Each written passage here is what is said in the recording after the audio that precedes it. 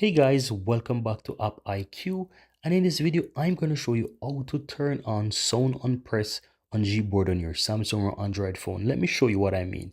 Let me swipe up and type, for example, in the search here, and you realize anywhere once you're typing, your keyboard doesn't always make sound, right? You might have vibration on or whatever on, but it doesn't always have sound. And I'm pressing and there is no sound, right?